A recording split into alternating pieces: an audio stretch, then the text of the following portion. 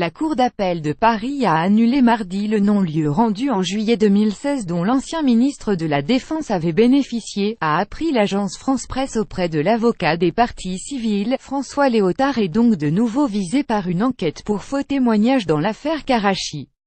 François Léotard a effectué un faux témoignage lors de auditions, en janvier 2011 par la juge antiterroriste Marc Trévidic dans le cadre du volet, dit financier, de l'attentat de Karachi, alors même qu'il était entendu en qualité de témoin ayant prêté serment, accusent les plaignants représentés par Me Olivier Maurice.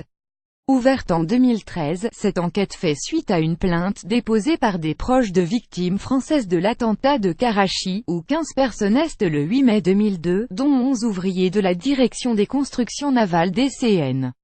C'est une victoire importante contre l'avis du parquet général, c'est féliciter l'avocat des proches des victimes, qui souhaite que François Léotard soit renvoyé devant le tribunal correctionnel pour faux témoignage.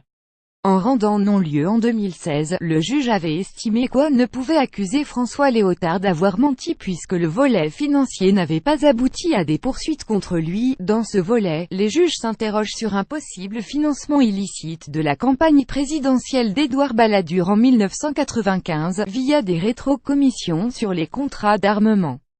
Abus de biens sociaux. Mais depuis, François Léotard, ministre de la Défense du gouvernement Balladur de 1993 à 1995, a été mis en examen début juillet par la Cour de justice de la République, seule habilitée à juger des délits commis par des membres du gouvernement dans l'exercice de leurs fonctions.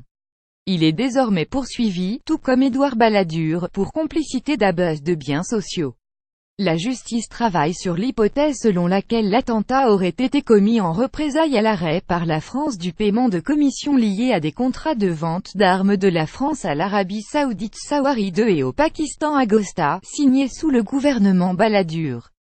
C'est en creusant cette piste que les magistrats ont acquis la conviction que les comptes de campagne d'Édouard Balladur pour l'élection présidentielle de 1995 avaient été en partie abondés par des rétrocommissions illégales.